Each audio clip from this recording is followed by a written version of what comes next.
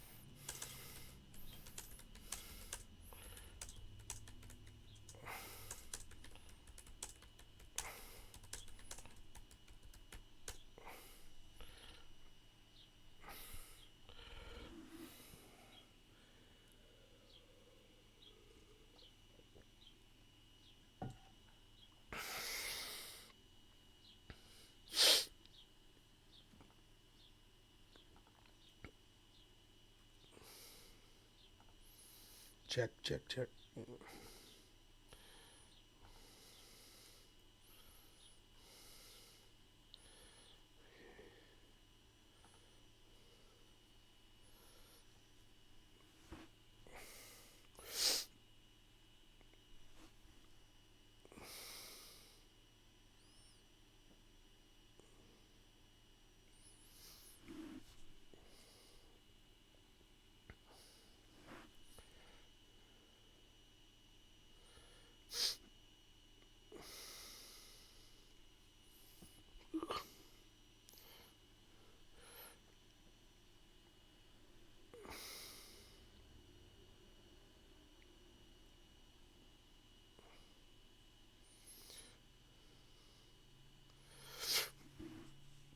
All right, close enough.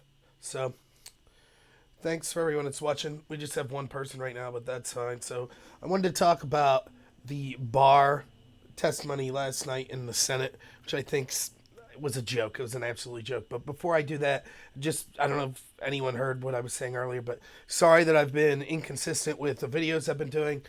Ever since my run for Congress, I've been trying to work a ton of overtime to catch up financially because I didn't take any donations for my run.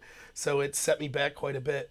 Plus, I've been sick in addition to working a lot, and I'm also in the process of buying a home. So it's like any free time I got, it's been really difficult for me to get on here. But I swear, come the end of May, I'll be being far more consistent. My new house is actually going to have an acceptable room for me to actually be able to record stuff.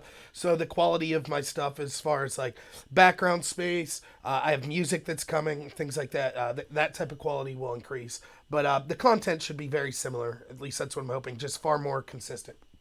So I wanted to talk about this testimony. On face value, I think that if you are only going to listen to me for a couple minutes and you want to go to a place that I think's the best place that gives the best summary of this testimony, go on YouTube and check Ted Cruz's 8-minute speech. You can find it on YouTube of what he said's going on here. And to me, I think Cruz, I don't agree with Cruz on everything, but I think he summed this up perfectly. Here's basically in a nutshell what he's saying. This is the Democrats' arguments. The Democrats are upset that Barr put a letter out, and that letter gave the conclusions of the Mueller summary. And those conclusions were no Russia collusion, and that Mueller said that he wasn't making a judgment on charging for obstruction of justice, and but he also wasn't exonerating him. And that there was an exact quote from the Mueller report of that conclusion that said that. So then it turns out 3 days later, Mueller sends a letter to Barr that says, hey, I'm not happy with how the media is covering this. I want you to release more info. And Barr's basically like, no. And instead, 2 weeks later, he releases the entire report.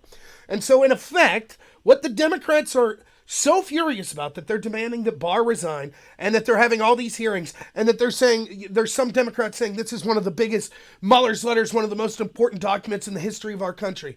What their claim is they're upset that for 19 days they had to wait to see the Mueller report. That's what they're upset about. 19 days.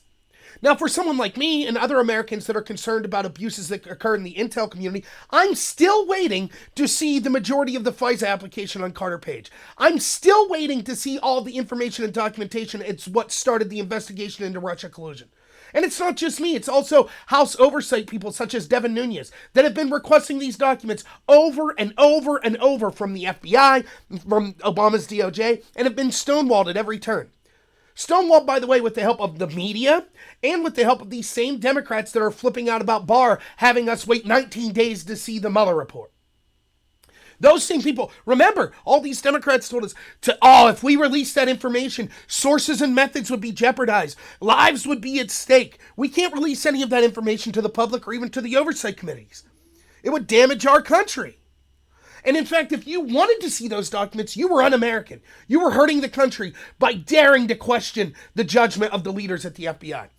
On the same hand, they have no problem doing the same thing to the Attorney General. The Attorney General, who, by the way, was under no obligation to release the Mueller report to anyone, let alone to the public, who was under no obligation to take Mueller suggestions for anything. Mueller's job was to report to the Attorney General, and then the Attorney General could do what he wanted with those facts that Mueller reported. But despite all that, Barr gave two promises when his confirmation hearings to the Democrats and to everyone else. He said, one, that Mueller's investigation would conclude without being interfered with. That happened. Second, that he would release as much evidence or as much of Mueller's report as possible, as quickly as possible, to Congress and to the public. He did that.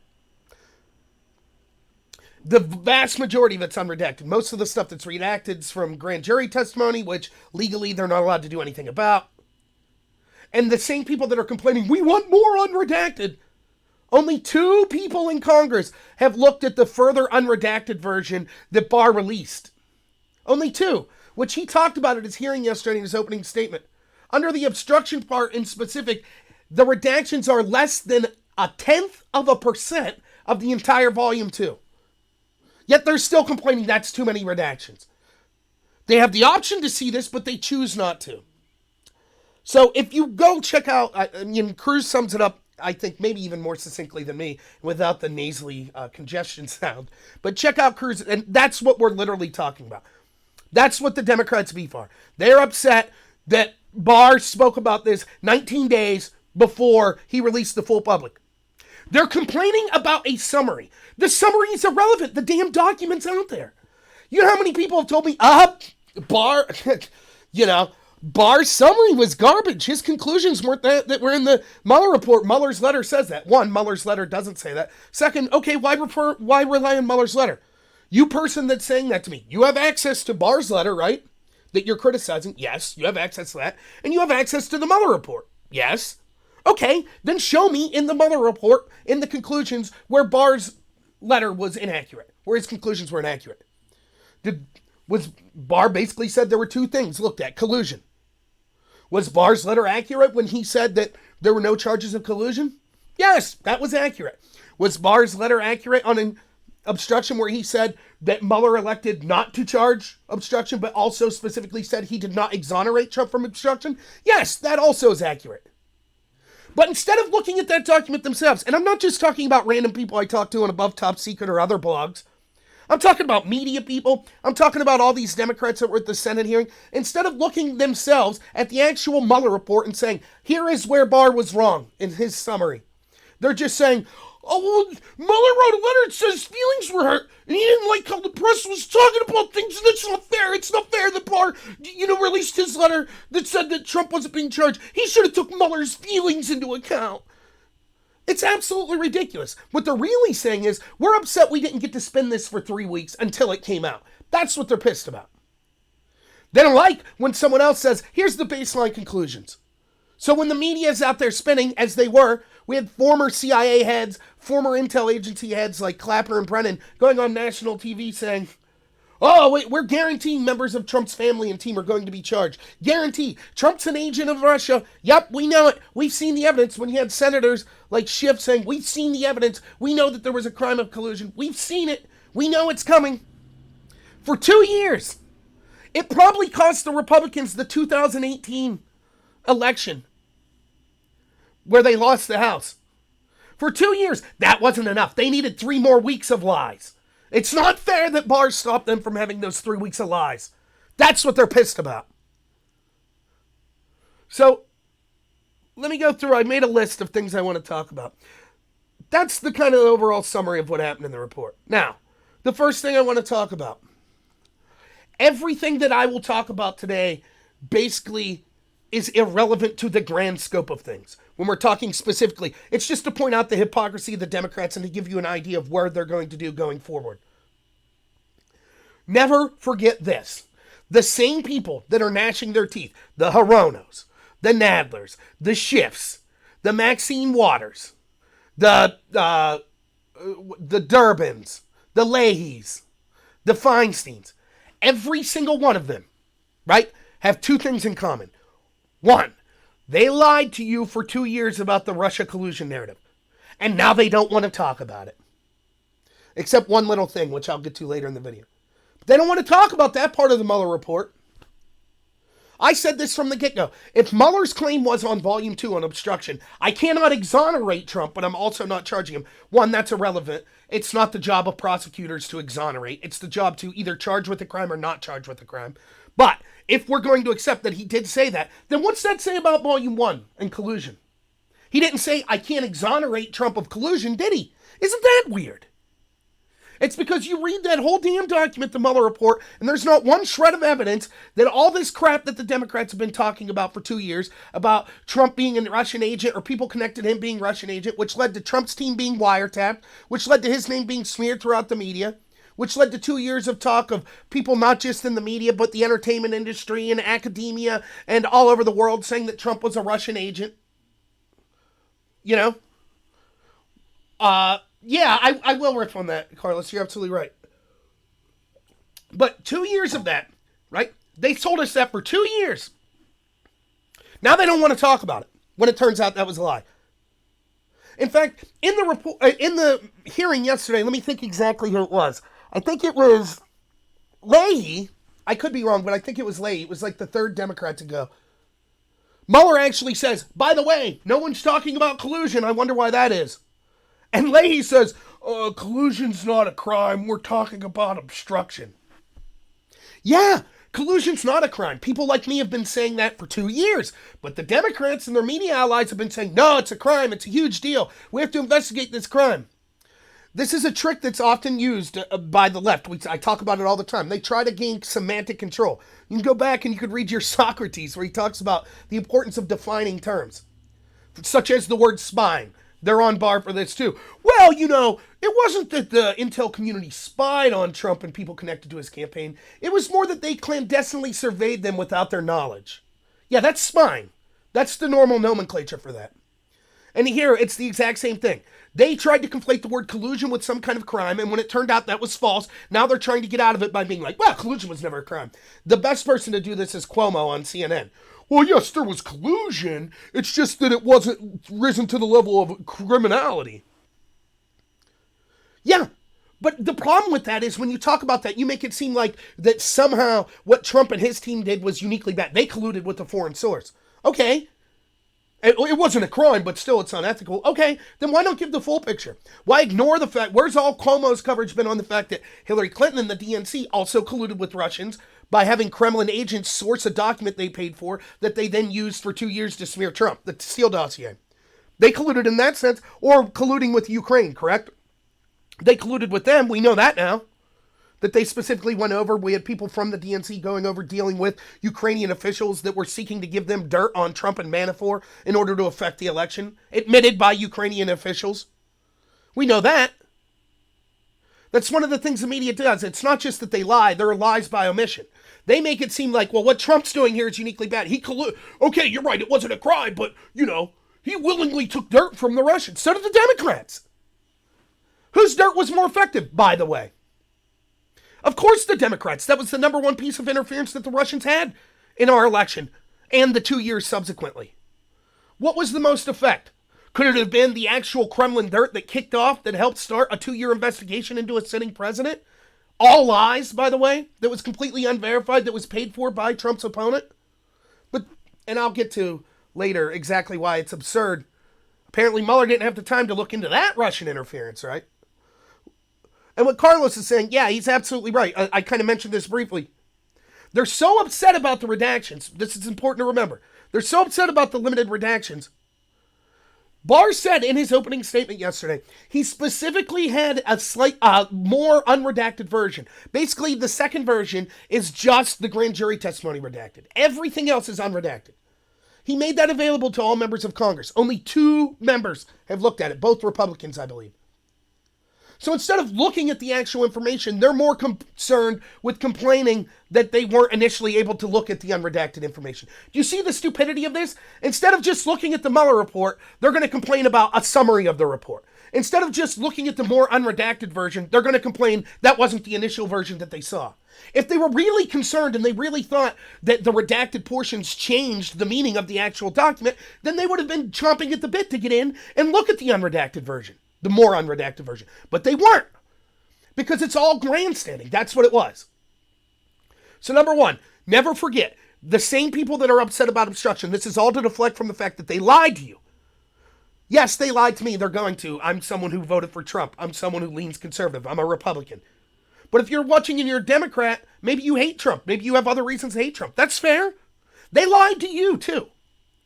Instead of focusing on there's things I can criticize with Trump. I don't like the fact that I think he spent too much money. I don't like the fact that I think he bombed Syria illegitimately. There's now evidence coming out that, and maybe it did seem that the white helmets that had all the footage of the gas attacks in Syria, it turns out that perhaps they staged that. We shouldn't be dropping bombs unless we're absolutely certain of who the aggressor was. I was against Trump on that. I've complained about stuff with Trump all the time. But if you're a Democrat, instead of your media source and your senators and your elected officials actually working to solve problems and saying, here's things Trump did poorly or could be doing better, they lied to you for 2 years and said he was a Russian agent. And they knew it was crap. Remember that Project Veritas video where Van Jones gets approached by someone on the street and doesn't know he's being recorded? And they're like, what do you think about this Russia stuff? And he's like, it's all crap. We know it's crap. They all knew it. They knew it was garbage. How did some schlub like me sitting on a couch that doesn't work in politics, that's just basically doing it as a hobby, how did I figure this out in October of 2017 when I first started talking about this? How is that possible? Am I somehow smarter than the people that are in the media? Do I have better access than them? No, it was obvious. The story didn't make sense in the first place. Trump's got secret back channels with Russia, yet he has to communicate through sending someone to Prague? It's so stupid.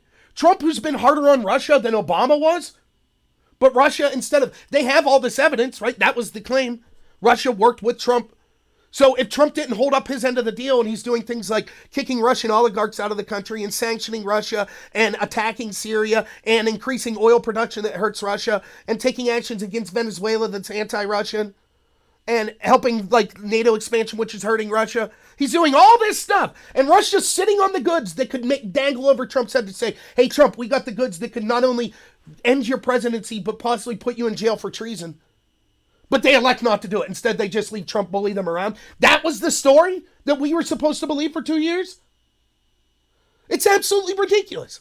So that's number one. Number two, equally important to know, every single person that I mentioned, your Hironos, your Schiffs, your Nadlers, your Feinsteins, your Schumers, your Bidens, that are saying obstruction, obstruction, obstruction about Trump here, every single one of them didn't bat an eye when Hillary Clinton's team destroyed subpoenaed evidence from Congress. They didn't care. They didn't think that was obstruction. They didn't have a problem with that. They didn't care that Comey didn't charge anyone with that. Now you tell me right now, they're flipping out. They're freaking out over things like this. Well, Barr released a letter, 3 weeks before he released the report. That's so terrible. And, Trump said mean things. Trump told his lawyer to go to Rosenstein and get Mueller get him removed for conflict of interest, even though he never went through with it. And he tweeted things that were mean to people that testified against him. That's obstruction. Those same people that are telling you that and saying that this is a huge scandal didn't care when Hillary Clinton and her team deleted subpoenaed evidence. They didn't care. How can you take these people seriously? Not one of them. They should be laughed out of the room. I said from the get-go, when we were talking about, look, the Hillary investigation's a sham. Hopefully, one of the things we got out of this testimony with Barr is, hopefully,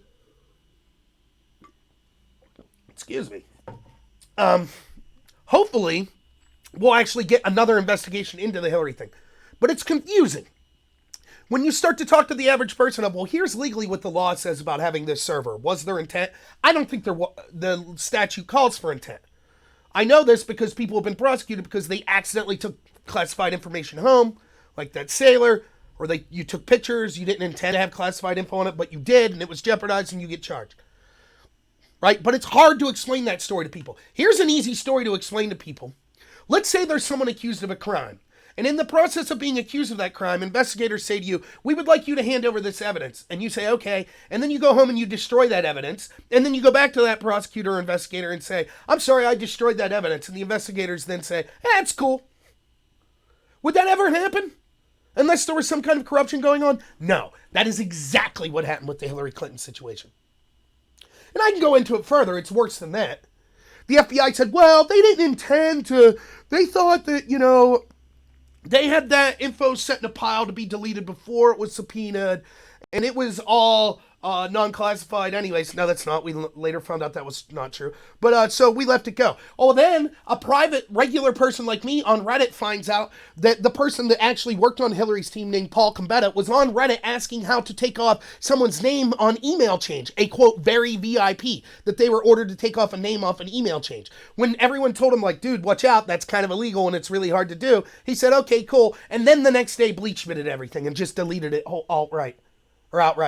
And we're supposed to believe the FBI's explanation. Well, it was all right for them to destroy that subpoenaed evidence because despite that they were then trying to alter those very same documents, knowing that they were subpoenaed, we have evidence that the person who deleted them said someone higher up told him to alter those documents, which in itself is a crime. Then when he couldn't figure out how to alter it, just flat out deleted it. We're supposed to believe, it was a big oopsie, no need to charge. Those same people that are okay with that explanation say, well, Trump having mean tweets, even though he didn't stop Mueller's investigation, even though he didn't even declare executive privilege, he gave them millions of pieces of documents. He allowed every single person connected to him to testify. Despite all that, Trump committed obstruction. So I guess what they're saying is, instead of Trump allowing these claims of obstruction, right? We get, for example, take his lawyer, Don McGahn. One of the claims of obstruction is this. Trump told his lawyer, McGahn, to ask Rosenstein to force Mueller out for a conflict of interest. And that's supposedly obstruction. If Trump instead would have done what Barack Obama did and said, I'm declaring executive privilege and you're not allowed to talk to my lawyer, McGahn, the Dems would have been like, fair enough. Yeah, that's reasonable. No, they wouldn't have. They'd have said, obstruction! He's stopping this investigation! This proves his guilt! Or instead of sending all of the documents that they have, that they ended up getting, such as like the emails that showed Don Jr. met with Veselnitskaya in Trump Tower, instead of actually turning over those documents, had Trump just deleted them after they'd been requested by Mueller and the FBI, then the Democrats would have said, oh, fair enough, yeah, no problem. Deleting the evidence, that's not obstruction. Now tweeting, mean tweets, that's obstruction. So don't forget everything that we'll talk about in the rest of this video. That's who we're dealing with. That's the group of people you're dealing with. That lied to you knowingly for 2 years about Russia collusion and instead of apologizing, have just moved on, acted like it didn't happen. And the people that had no problem with Hillary destroying subpoenaed evidence. They didn't think that was obstruction whatsoever. Those are the people. When we talk now about all the people, the senators and the Congress people that are Democrats and the media people, all the people you see on Twitter and all the entertainment industry and everyone in the academia industry that say, Barr must resign. He's proven himself to be a liar and a criminal. That's the people. That's who we're talking to. So, all right. Number 2. Remember that as we go through. I already talked about number 2, which is you should check out Ted Cruz's summary. Again, what the base summary is, what the Democrats were mad here, is that they're upset about Barr's summary and they had to wait 2 weeks to see the full documentation. Now consider specifically what Mueller's letter says. And not just what Mueller's letter says, but also what we know was said by Barr in his phone conversation with Mueller. He contacted Mueller and said, were there any inaccuracies? No. It's just that I feel that you should have released more information so that the media could report more accurately on how we came to our conclusions. So it's not that he's disagreeing with the conclusion. It's just he didn't like, what it is Mueller didn't like the fact that Trump got a victory out of this. Which is further proof of what I've said all along, that Mueller was basically garbage, that he wasn't interested in justice. And I'll go through the list later, but the number one most important piece of evidence is his number one mandate was to look into Russia interference. He chose not to look into the most successful piece of Russia interference, which were the Kremlin agents that supplied Christopher Steele with that information, which was paid for by the DNC, which was then gone through back channels to Obama's DOJ, which was then used to spy on people connected to Trump's campaign. He chose not to really look into that. Just like every single thing in the Mueller investigation. When he was dealing with people connected to Hillary's team, he approached it in a very solemn, we'll give you every benefit of the doubt. And when he approached Trump's team with anything with the exact same crimes or behaviors, he threw the book at them. So much so that the judge in Manafort's case said what we're all thinking. This isn't about getting Manafort. You're putting him in solitary confinement. You're charging him with decades-old crimes that had nothing to do with your mandate, all in an attempt to get him to squeal and say anything negative about Trump. That's what this was about from the get-go. Again, how did someone like me on a couch predict it's never going to be about Russia? They're not going to find anything about Russia collusion with Trump. Instead, they're going to use this as an excuse to look at his entire life and turn it upside down and then hope they could find him on some unrelated charge, which is exactly what you see the Democrats saying now.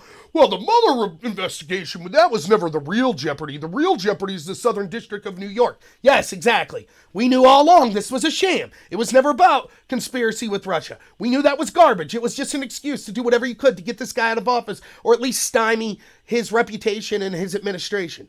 We knew that. So because Mueller didn't look at that, we knew that he was garbage. But this is more proof. Why is it the special counsel's role to be concerned with what the media is reporting? Now look at the difference between Mueller and how he's acting versus the IG Horowitz. Horowitz is the one, he's the Inspector General who's looked into the Hillary investigation and is now looking into the start of the Russia collusion investigation, right? I think that I could do a pretty good job when I was watching the Horowitz testimony in front of Congress, that he was kind of upset at the coverage of how it was being spun. You have to understand, because the Democrats control 90% of all of our cultural institutions of power, which shape kind of the thought of the public. By that I mean the mainstream media, academia, the entertainment industry, and Silicon Valley.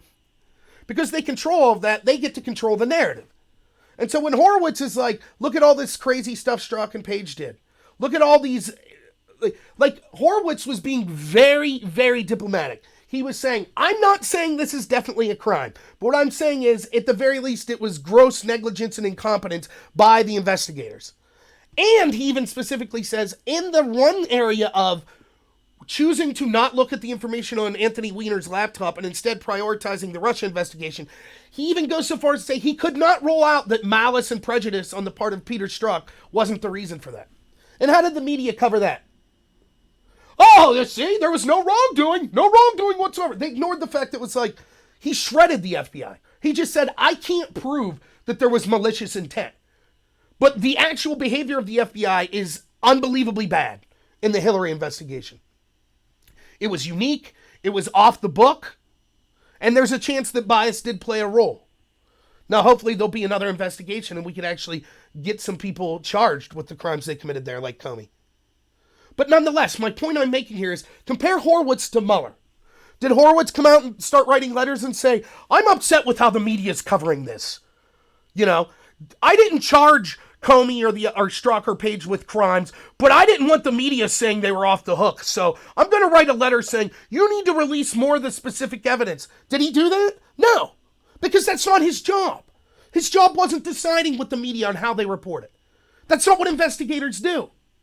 But Mueller, first chance he gets, says, I'm unhappy with how this is being interpreted. Because he had every incentive. He stacked his team with people that hated Trump and that sometimes worked on behalf of Hillary or her foundation or associates, lawyers that actually defended them in the past. He destroyed the iPhones that he gave Strzok and Page after he found out that the IG was looking in to cell phones and their corruption that they had through text messages to them. After he knew about that, he destroyed those phones, destroyed the data on them so no one could see. He charged Manafort with FARA violations. In the indictment, he writes Manafort worked with Mercury LLC and the Podesta Group. For those of you who don't know, John Podesta, who founded the Podesta Group, that was Hillary's campaign manager. So the exact same, Trump's guy was Manafort, Hillary's guy was Podesta.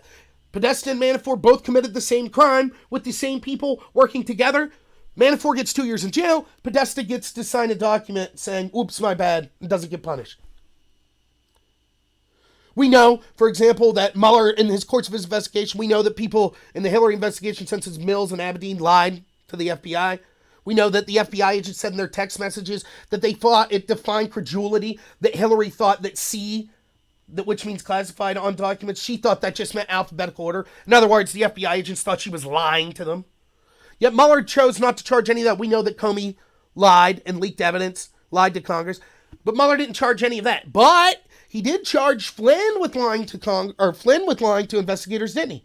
Even though the FBI initially said, we didn't think he lied to us. He went back and said, yeah, he did. So I knew from the get-go that Mueller's garbage. And now we see he's concerned, I don't like the way the media is reporting this. So we'll see. Mueller's supposedly supposed to testify. I will be writing appropriate Congress people that will be in on that testimony to send questions that I would ask him. The most important question would have been, wasn't it your mandate to investigate Russian interference? What did you find out about Hillary Clinton's team paying for a foreign agent to get documents sourced by Kremlin agents that were lies, according to your own investigation, and were used to smear Trump for 2 years? Yeah, and yes, Carlos, that's exactly right. That's another thing that I wanted to talk about. Let me bring something up. So, the argument with Comey was, and I agreed, right? And here's the difference between a lot of Republicans and Democrats. Listen, I have things, even though I'm Republican, I'll call Republicans out when I think I should. None of us, if you're truly a unique, a critical thinking individual, you're never going to agree with anyone 100% on things, especially politics, which means you'll never 100% agree with a party. That's just the way it is. Now, I happen to be Republican because I mostly agree with them, but I'll call them out. And I understand I'm biased, though, being a Republican, but I truly think that if you look and see, you could see that Republicans tend to be more willing to say, hey, we'll give the other side a fair shake than vice versa. So you saw people like Lindsey Graham, for example. He co-sponsored a bill saying, we will make sure that Mueller's investigation goes unimpeded. Only Congress could end it. You know, all these Republicans were like your Trey Gowdy's were like, let's wait and see. Let's see what Mueller says, right? Juxtapose that with how it's played by the Democrats. They're like, Barr's evil, Barr's corrupt, we don't care what he has to say, we don't care what any investigation. Benghazi, it's all crap. Every investigation's all crap. You know, so I find that to be ridiculous. But talking about this specifically is, there were Republicans that said that they agreed, even though it hurt Hillary and the Democrats, that Comey coming out and basically saying, here's all the bad crap that Hillary did, but we're not going to charge her, was a huge mistake. And it was a huge mistake. Now, the reason that Comey did that, as was admitted in his book and further interviews that he did, was he just straight up assumed Hillary was going to win. And he was releasing that information because he didn't want it to affect her in her first couple years of her presidency. He was worried that it would come out, leak or whatever. Oh, here's all the shady crap that Hillary did. Oh, Comey basically inserted the word intent into the crime and therefore got her off the hook. And that would be used to hurt her politically. So he thought, Hillary's got it in the bag anyways, let's get all this information out. And then once that information's out before the election and she's elected, Hillary will be able to say, none of this is new. People elected me knowing this, so it doesn't matter. And if had Hillary won, that would have been an effective strategy. So Comey did that to help Hillary. It just backfired spectacularly. But you had a ton, even though it helped Republicans, you had a ton of them saying, yeah, this was wrong. They agreed to the IG investigation. That's how Horowitz started in the first place. The Democrats called for it. Republicans said, okay, fine. That's how that all started. So now, those same people, those same Democrats who were like, it was outrageous what Comey did, have cheered for Mueller to do the exact same thing. Now, I have to admit, I wanted this to be released to the public. I'm generally for transparency. And because of the way this situation was and how long the Mueller report was, I felt had it not been released to public, that it would have just been spun by all the Democrats in the media as, oh, it wasn't released to public because it proves Trump's guilt. So I'm happy that it was released. But people like Trey Gowdy has came out and said, no, it shouldn't have been released. And here's why. It is not the role of investigators to release dirt on people if they can't charge them with a crime. Now imagine this. Imagine that you out there get charged with a crime and you're investigated for 2 years and it turns out you didn't commit that crime. But in the course of it, they found out other crappy things about you, you know? Maybe you picked your nose. Maybe you cheated on your wife. Whatever. Other crappy stuff. You lie to people. That dirt doesn't then get released for the public to see. You didn't commit the crime. That's it. You're not charged. Moving on. That's the way things are supposed to be. That's why all these Democrats were upset with Comey. But that's exactly what they demanded Mueller do against Trump. Not only that, but Mueller's own words from the Mueller report show why his March 27th letter is garbage. So let me read you from page 214. It says in volume 2 of the Mueller report. And it's going to be a little bit long, so bear with me. And I'll explain it after I read it. They're going through a list of like 5 reasons why they decided not to charge or come to the conclusion to charge or not charge Trump with obstruction. So this is a quote from the report. Third, we considered whether to evaluate the conduct we investigated under the Justice Manual standards governing prosecution and declination decisions, but we determined not to apply an approach that could potentially result in a judgment that the president committed crimes. The threshold step under the Justice Manual standards is to assess whether a person's conduct, quote, constitutes a federal offense. And then it gives the code for it. Fairness concerns counseled against potentially reaching that judgment when no charges can be brought. The ordinary means for an individual to respond to an accusation is through a speedy and public trial, with all the procedural protections that surround a criminal case. An individual who believes he was wrongly accused can use that process to seek and clear his name. In contrast, a prosecutor's judgment that crimes were committed, but that no charges will be brought, affords no such adversarial opportunity for public name clearing before an impartial adjudicator.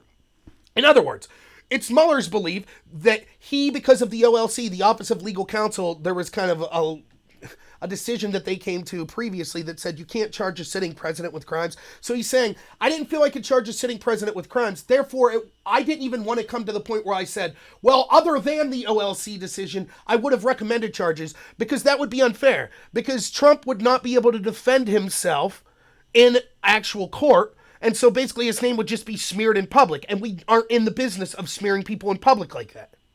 Well, how doesn't that same rationale apply to then Mueller releasing all this dirt on Trump in public, knowing that in the court of public opinion he'll be judged? Moving on. Next paragraph. Quoting. The concerns about the fairness of such a determination would be heightened in the case of a sitting president, where a federal prosecutor's accusation of a crime, even in an internal report, could carry consequences that extend beyond the realm of criminal justice. OLC noted similar concerns about sealed indictments. Even if an indictment were sealed during a president's term, OLC reasoned, quote, it would be very difficult to preserve an indictment's secrecy. And if an indictment became public, the stigma and opprobrium could imperil the president's ability to govern. Although a prosecutor's internal report would not represent a formal public accusation akin to an indictment, the possibility of the public report's public disclosure and the absence of a neutral adjudicatory forum to review its finding counseled against potentially determining that the person's conduct constitutes a federal offense. Do you understand what he's saying here? He's saying, I didn't want to come out and say, we think that had the person not been the president, this would be a crime, because the fact that there could never possibly be a trial, this would be used to smear the president. It would hurt. He wouldn't have a chance to fairly defend himself. It would get out to the public. It would be judged in the court of public opinion. It would be detrimental to the entire presidency. How does that same rationale not apply to releasing all the dirt and just not saying the word indictment? It's absurd. We know that's the case. Now, I didn't bring this up in previous videos for 2 reasons. One, I've been sick and things like that. Yeah, we'll see you, Carlos. Thanks for stopping in, man. I'll get in touch with you soon. One, I've been sick, so I wasn't doing videos. But second, I believed what Trey Gowdy said. Gowdy said, remember, it wasn't Mueller's decision to release this information. it was Barr's decision. And until we heard from Mueller, that's true, right? Mueller could have conceivably came in Capitol Hill and said this: look, I was charged with conducting an investigation and giving the results of that investigation to either the AG or, if it had still been Sessions, the deputy AG, because Sessions had recused himself. That's it. That's Mueller's job. Mueller's job's not to talk to the public about it. Mueller's job's not to worry about what the media is saying about it. He gives the report to the AG. AG does what they want with it. And so had Mueller said that, how could you blame Mueller? You would say, yeah, fair enough. Mueller gave all this dirt to the AG. The AG elected to make that dirt public. But now we know that is not what was going on. We know two things. One, we know that Mueller was specifically asking Barr, before releasing the full report, to release specific portions, basically because he was upset that the media was painting Trump in a positive light. Second, we know that someone from Mueller's team released that existence of that letter to the media. And so, everything that Mueller says, and where he says third, starting on page 214, about why he wouldn't make the decision to indict, is a lie. He directly contradicts himself. Which I haven't heard anyone talking about that. I don't know why. Maybe I just am looking at it from a different angle. Holy cow. I got 11 things to get through. I'm on number 3. So maybe I'll have to go through them quicker. Can everyone still hear me? My thing's saying there's a buffering error.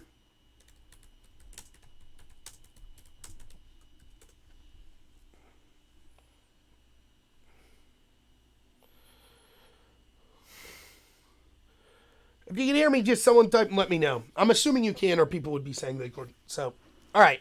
Number 3. I thought that probably, other than Cruz, is excellent summary of exactly what was going on. I thought that Lindsey Graham's opening statement was the other best part of this. And in that, Graham goes specifically through talking about all the abuses that are occurring on the other side. So when I talked about my first point about how these people, the same people that are upset about this, are the ones that lied about Russia collusion, and they're the ones that had no problem with Hillary's team destroying subpoenaed evidence, right? Graham goes and he talks about abuses with the FISA court. He talks about Strzok and Page. He talks about the need to ask Mueller if he looked into the Kremlin agents that sourced the Steele dossier. That is all unbelievably important things that we need to be talking about. And this is all being ignored by the media. I mean, the two things that came out of this, and yes, arguably the most important thing is the Democrats are buffoons. That's probably the most important thing. But we all knew that, right? But the other thing is we finally got clarity and at least a promise. Now, I'm pessimistic. Anytime we're talking about justice from people in Washington, for people in Washington that commit crimes, I'm very cynical about it. But we did get confirmation from Barr that he will be leading investigations into the FISA process. And again, my contention has been, even if you hate Trump, there's a problem with these FISA processes. It's a violation of our Fourth Amendment. The fact that they rubber stamp 99.7% of applications is in itself ridiculous. Any court that has that kind of ratio of accepting applications, there's something corrupt or there's something broken with that process. So even if you hate Trump and you're like, haha, I don't care, you should still be concerned about the FISA process. So you should be happy that Barr's looking into that. But he's also going to look into the Hillary investigation, he said. He's going to look into Strzok and Page, things like that.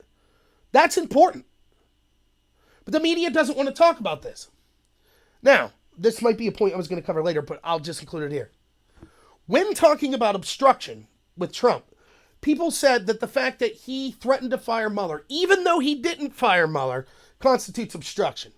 And it doesn't. And smart people like on ATS would say, well, wait a minute. There's good evidence that Trump was never individually under investigation about Russia collusion from Mueller or from the FBI. In fact, Comey told him repeatedly, no, you're not a target of this investigation. So how could you obstruct justice into an investigation of a crime you didn't commit in an investigation that's not even looking at you? And people correctly said, yes, but if you look at the law, it says it doesn't have to be you yourself. It could just be people that you have an affiliation with or that you're somehow allied with. In other words, Trump's teammates, people in the Republican Party, etc. If Trump's trying to stop an investigation to look at them, that could still be constituted obstruction because those people were somehow allied with him. Okay, that's what they said. Now I ask you, knowing that Barr has already started investigations that he's in charge of, for example, the IG, Horowitz, will answer directly to Barr. Huber, who's someone working for the Justice Department, I believe is working out of Utah, is conducting a separate investigation into these matters. He also will answer to the Attorney General, who's Barr. Why is it obstruction for Trump to say that Mueller should have had to resign for conflicts, or that he should be forced out or impeached or fired or whatever, even though he never went through with it, if we have the media people and the Democrats all saying that the head of the investigation against them and their allies, Barr, should have to resign, should be impeached, should be removed, etc. So they're trying to take out the leader of the investigation into them. Why isn't that obstruction? Now, I don't think it is obstruction. I think that they have every right to criticize Barr. We have a First Amendment. You should be allowed to criticize the people investigating you. You should say that you think they should be fired because they're crap. I don't have a problem with it. But the Democrats had a problem when Trump did it. So why shouldn't they be held to the same standards they're asking Trump to be held up? I have this conversation once a day with people when I'm talking about things. Oh, it's whataboutism. Oh, you're just engaged in whataboutism. No, I'm not. I said from the get-go, if Trump committed crimes, I don't care. Hold him responsible for those crimes. I just want a legal system that is applied equally. That's it. If the Republicans do something and it's a crime, and the Democrats did the same thing, then it's a crime. Simple. I don't want Manafort charged with FAR violations while Podesta gets away with it. I don't want Flynn and Papadopoulos charged with lying to the FBI while Mills and Abedin get away with it. I don't want Trump charged with obstruction for mean tweets while Hillary's team's allowed to destroy subpoenaed evidence. That's it. If you're going to charge one, then you charge when someone else commits that crime on the other side, especially if it's even worse. That's it. I'm sick and tired of this double standard that constantly goes one way. If you're connected to Trump, then any investigation's allowed. Then any violations of your rights to privacy or rights to free speech are allowed to be removed. You're allowed to go back years and years. You raid lawyers' office in the middle of the night. You put people in solitary confinement. You throw the book at them. But if you're anyone else, sometimes you lie. No big deal. No need to spy on their campaign. No need to have big, long investigations. It's ridiculous. And I just get, that's it. I just want the double standard in. Do I think that the Democrats are committing obstruction of justice by complaining about Barr? No, they should be allowed to complain. No problem with it. But they should be held to the same standard they want other people held to. For example, here's another one, right? If Trump comes out tomorrow and says, hey, listen, the RNC paid this foreign spy, this English guy, and he dug up a bunch of dirt that says that Joe Biden likes to get peed on by Chinese hookers, and that everyone connected to Joe Biden and his campaign are Chinese agents. So we've actually been wiretapping him for 1.5 years now. Now we're going to illegally leak all... sorry that people in my administration leaked information to the public to make Biden look bad. If Trump does that, I will say this is disgusting. Trump should be held accountable for that. That is a bigger danger to our country than anything China could do, weaponizing the intel agencies. And I would be right there with all these Biden supporters saying, no, I will never vote for Trump again. He should be held criminally accountable, and he's not fit for the office of the presidency. That's what I would say. But instead, what I would have is a bunch of people, Biden supporters, that cheered for that thought when Obama's admin did it, it was great to Trump, would be foaming at the mouth. They call Trump, they throw out the word fascist all the time. I was just talking to someone on the board today. They're telling me, if Obama did half the stuff Trump did, you would have been calling for his impeachment. Like what?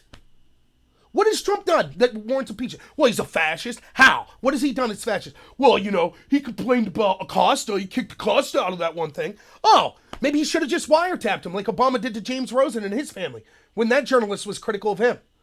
Well, he was under investigation. So what? So was Obama. He was friendly to adversaries like Russia. So what? Obama flew billions of dollars to Iran in the middle of the night. Money that John Kerry, his Secretary of State, said knew would be getting into the hands of known terrorist groups, some of it. What is the crime? What has Trump done? It's like, I constantly hear that. Here's another one. Apparently, Trump's like, you talk to people and they're like, oh, Trump's so bad for gay people. What has he done against gay people? He's the first Republican candidate that I know of for a major national office that actually flew the rainbow flag at his convention. He's actually pressed to not do business with foreign countries that criminalize homosexuality. He's done nothing whatsoever to suggest that he would advocate for court decisions to roll back gay marriage. What, transgenders in the military? That's it? So what? Diabetics aren't allowed in the military. And that's not just a homosexual issue. That's separate. Trans issues are separate from that. Yes, the identitarian politics want to lump all that together and say all these people are victims. But I constantly hear all these crimes Trump committed. Like what?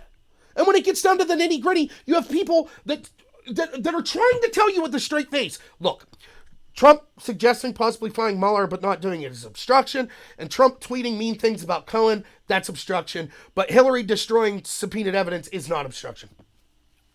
That's who the people are that are just screaming the word fascist. How do you respond to that? You just hope that it's not just you and that person, and I'll still be civil. You know, I'll get a little fired up. I'll raise my voice, but I'm not going to be mean. I'm not going to call names. That's not my style. I'll have fun. I'll joke. I'll pick. But you just hope that other objective people are like, really? That's the argument you're making. Your argument is you can see the whole Mueller report, but you're upset about a summary that someone else did. That's your argument. You know, you could just read the Mueller report and then tell the American people why you think it means Trump committed a crime. But instead, you're going to spend all your time complaining about a summary that someone else did of the report. It's just mind-boggling. So, number 4, I already kind of talked about. What is Mueller doing complaining about press coverage? Please show me anywhere in his, what's the word I'm looking for? I forget the word they always use. But in his document that outlined the scope of the investigation, can you show me where it mentioned, oh, by the way, be very concerned about press coverage and try to steer the press in a certain direction. Someone show me that? That doesn't seem like something that an impartial investigator would do, does it?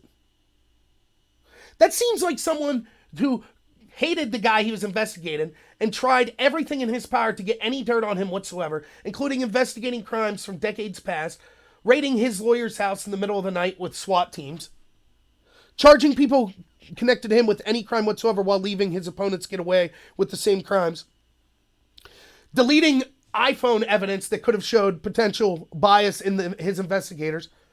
That sounds like something that guy would do. How is this impartial? Imagine now Barr's leading, right? Barr's leading the investigation into the FISA abuse, right? And imagine that Barr comes out and it's like, you know, he gives the information to Trump, right? And Trump just releases, or let's say Trump's out of office by that point. He gives the information to Biden. Biden's president. And Biden's team's just like, hey, what's up, Robert? Biden's just like, yeah, at the end of the day, they didn't charge anyone with a crime, so that's it. And then Barr comes out and's like, that's not fair, I'm not happy with that. That's true, we didn't charge anyone with the crime, but I don't like how the press is covering this. People would say, you're a hack, Barr. That's not your job. Shut up.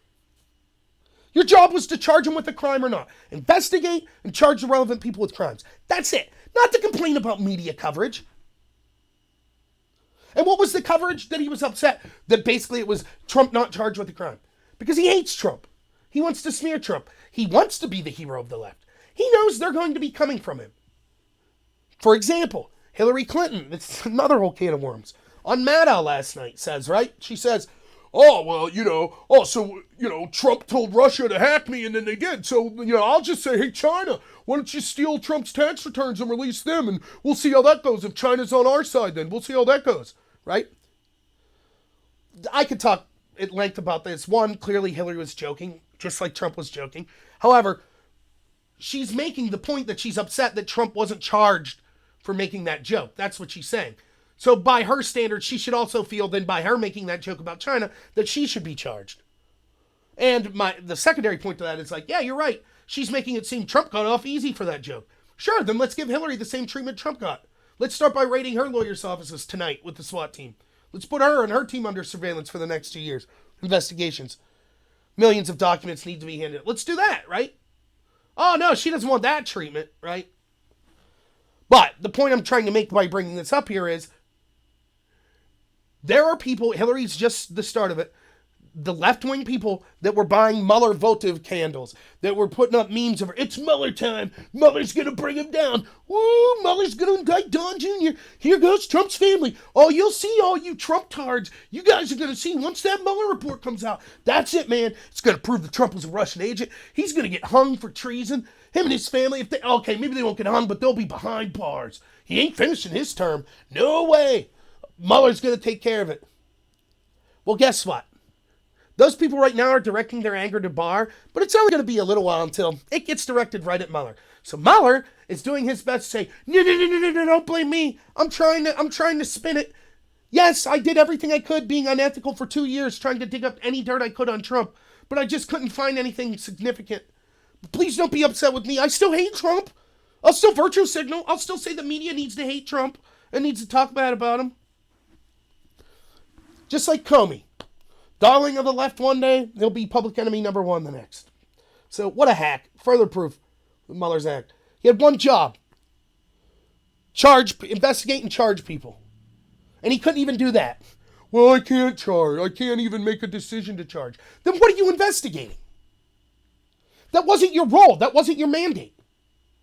If there was enough to charge him, then charge him. If there wasn't, you don't get to say, well, there wasn't, but I still think he's a crappy guy. That's ridiculous. And then you don't get to further complain about the media. Why did Mueller write a letter?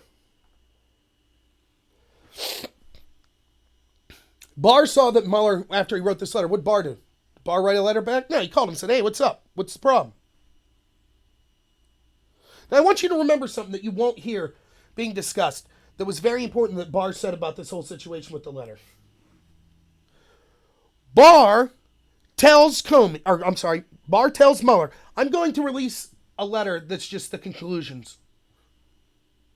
And then critically, what's being ignored by all these Democrats in the media, he says, would you like to see the letter before I release it to the public? And Mueller says, no. Now, how could that be? Now, keep in mind, we also know if what Barr's saying is true, and it seems to be the case from Mueller's letter. Mueller didn't think there were any inaccuracies in Barr's letter.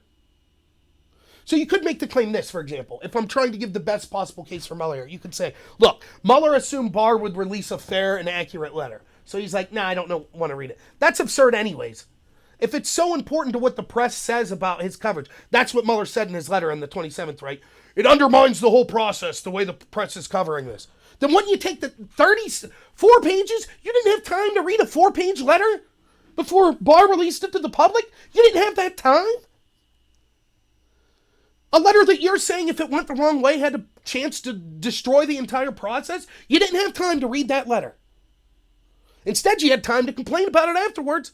But nonetheless, so we'll say, and giving Mueller the benefit of the doubt, he didn't need to read the letter because he assumed he would agree with everything Barr said. Then Barr releases the letter. Now, Mueller doesn't think there's any inaccuracies, but he just doesn't like the way that it's being covered. So, he writes a letter to Barr instead of calling him. I think you should release more information. Barr says, I disagree. It's only going to be 2 weeks until all that info comes public anyways. If you're Mueller, why are you pissed? You're mad because you had to wait 2 weeks for that information to come out? You're mad because the way the media was spinning it? Well, that's funny. How long did you know, Mueller, that there was going to be no charges of Russia collusion? Yet you didn't seem to have a problem with the media spinning that narrative for 2 years, did you? I don't remember him writing. We'll see. Was he writing letters left and right to Deputy AG Rosenstein when he was in charge of the investigation? I don't like the way the media is spinning this. We're not going to charge Trump. We haven't found any evidence of conspiring Russia collusion. We haven't found any of that evidence. I don't like the way the media, they're jeopardizing the process. Nope. Only when the conclusions that he agrees with were released is he upset, because then the media couldn't go after Trump. That's the only time he got upset. Why didn't Mueller look at the letter before it was released? Why did he write a letter instead of calling Barr? Because this was it's the same reason he didn't charge Trump with obstruction, because he knew the charges could never stick. And he knew by leaving it open and vague that it would allow his allies in the intel community, in the Democratic Party, in the media to spin this as somehow Trump being guilty of something. He spent 2 years looking for the goods, couldn't find them, and so what's the last resort? Well, we still smear them with everything we got. And I leave it open and ambiguous to ensure that smearing could happen. So he wrote the letter so that then his team could leak the letter. Chris asked on April 9th, Representative Chris then asks Barr, well, there's a report of people on Mueller's team that weren't happy with the fact you didn't release a lot of information in your letter and that felt that there were problems with the accuracy and the summarizing of it. What, have you heard of this? Where did Chris get this information? What reports? Oh, that was people on Mueller's team leaking it to them. Barr says, no, I'm not aware of what those members are complaining about. They're probably upset that I didn't release more information, but I'm just going to release the whole document as soon as we go through the redaction process. That's what he says. Now, the day before, Barr testifies in front of the Senate yesterday, so this would have been 2 nights ago. That letter is officially leaked to the press. So word of the letter gets released to Chris on the 9th, who asks about it, and now it could be leaked to the press the day before the Barr hearing so that the entire hearing could become about, aha, Barr lied to Chris. Barr knew about this letter from Mueller, therefore he lied. That's perjury. Well, he didn't lie. Because Barr's answer to this is spot on. He says, Chris asked me if I was aware of the fact that people on Mueller's team was upset about things, including that my summaries or my conclusions were not accurate. That is not true because, one, I wasn't aware of anyone on Mueller's team being upset. I knew that Mueller personally wrote me a letter, and I talked to him over the phone. And he told me specifically that he didn't think there was any problems with accuracies, which second means that Chris was talking about other things that said, other people that said there were problems with accuracies. I never did know anything and still don't know anything about who those people are. Mueller himself says my report was accurate. Now they'll say, but this is splitting hairs. He should have disclosed that letter in the first place. He had no legal obligation to. And what this was all about is the Democrats saying, we don't like the fact that there could even be one day of us not being able to spin this. They didn't want just the conclusions. They wanted the dirt. The same thing they pissed and moaned about with Comey doing. Comey gave all this dirt on Hillary but didn't recommend charges. That's unforgivable. But with the Mueller report, even though charges weren't recommended, we went all the dirt on Trump. So much so that we can't even have the fact that there are no charges being recommended be said for even 1 hour before the dirt gets spread. That's not fair. We needed our time to spin it. That's always the Democratic way, isn't it? They need 100% control of every narrative. That's why conservative speakers can't speak on campus, why they're always being drummed out. That's why they're fighting against fake news and saying we need to censor conservative voices off online. They need 100% of the media. They need 100% of academia. They have to control the narrative. And so that's what it was about. That's why Mueller wrote a letter. Because it was planned from then, from the day he wrote that letter, to say, I'm not going to let Barr just give the conclusions. I want the dirt out there. That's what Mueller said. I want that dirt. Now remember, let's go back. What did Mueller say in his own report?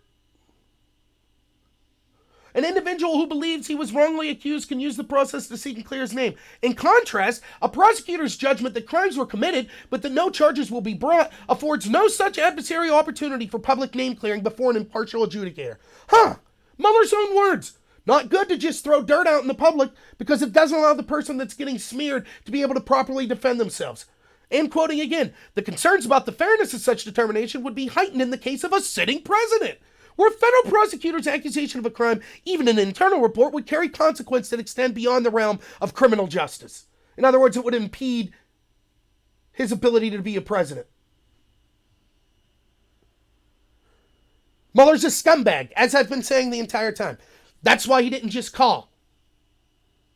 Because if he just called, then there's not a direct document.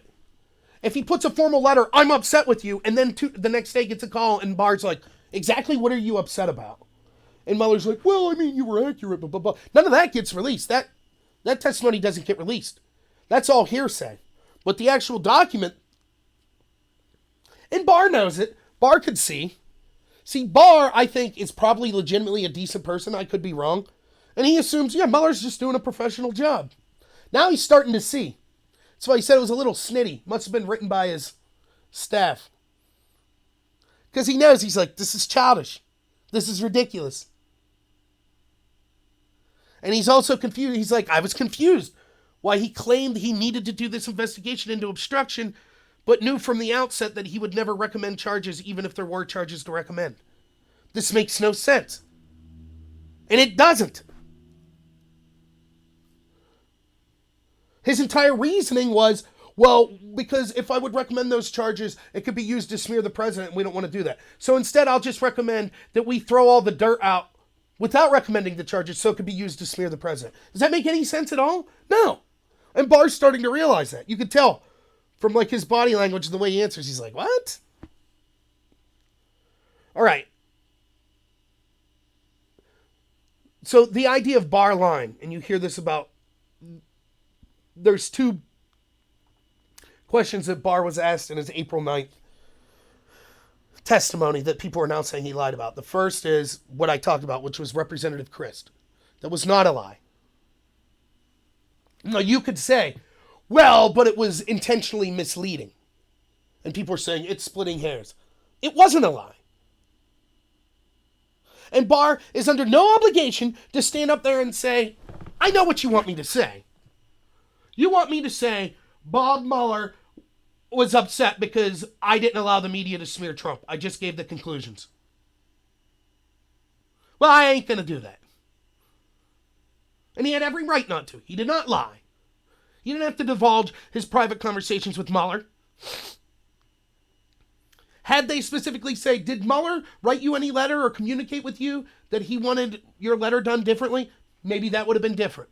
But that's not what the question was asked. It was about people on Mueller's team. And I had people say, yes, but technically Mueller is a person on his team.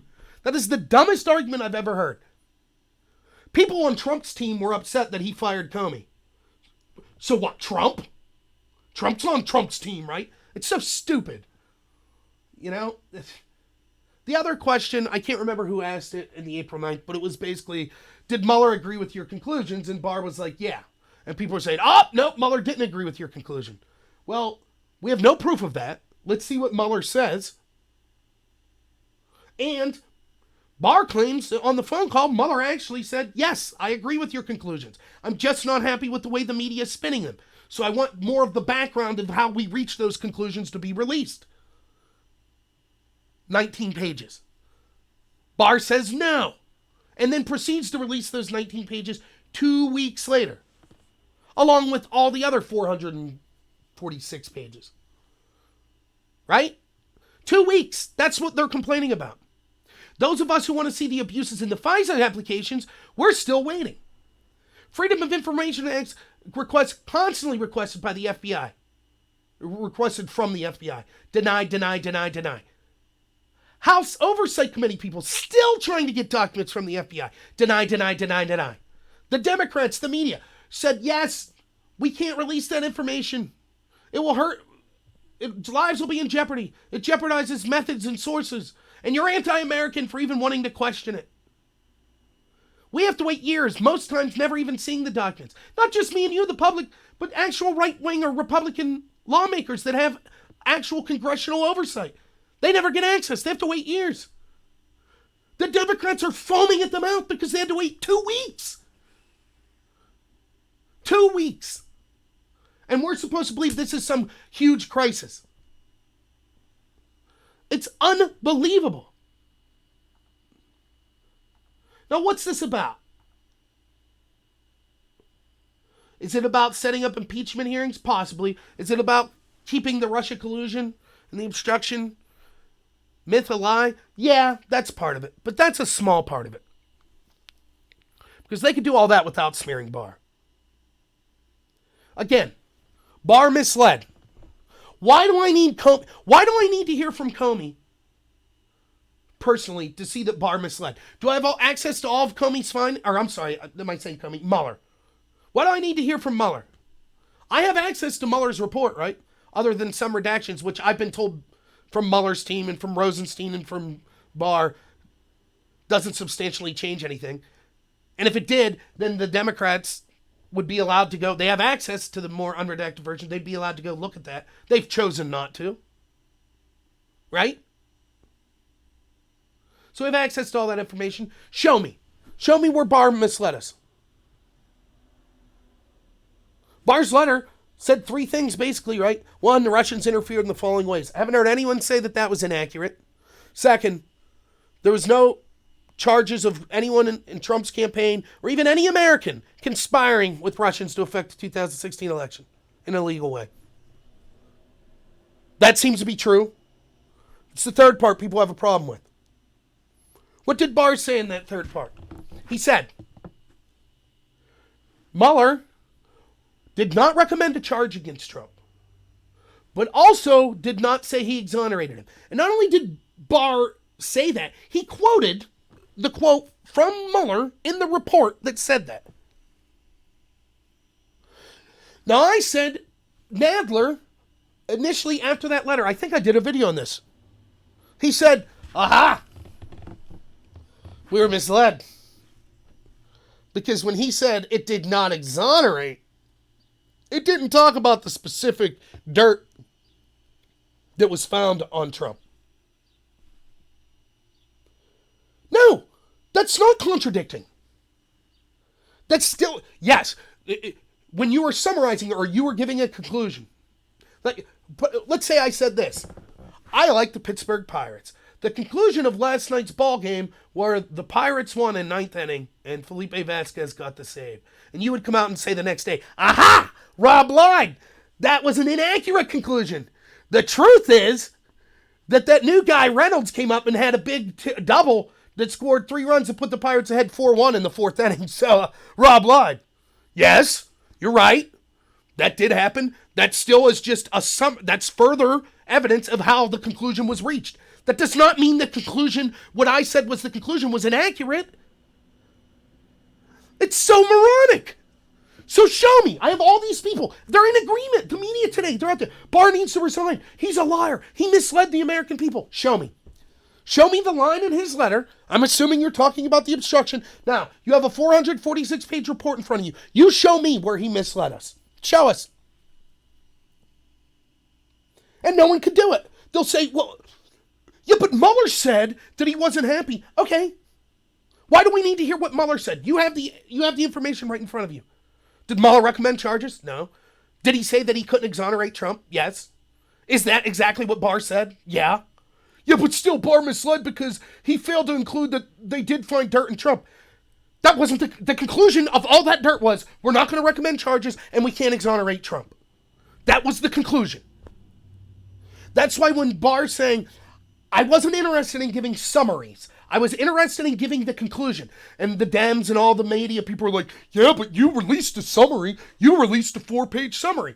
And Barr's like, no, I didn't. I released 4 pages of the conclusions that were reached by the report. I was not trying to piecemeal summarize each section because I knew in 2 or 3 weeks we were going to release the whole damn report. So what's the point of summarizing it when you could just release the whole thing? Now, I thought it was important to release the conclusions because you had people like former CIA head Brennan out on television every night saying the president's a Russian agent, his son's going to prison. And it was garbage.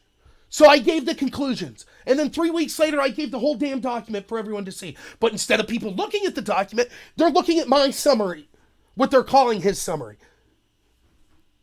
It's such childishness. So what's it really about? Yes, it's about furthering impeachment and stuff. I'm ranting and I'm sick, so let me grab some water real quick.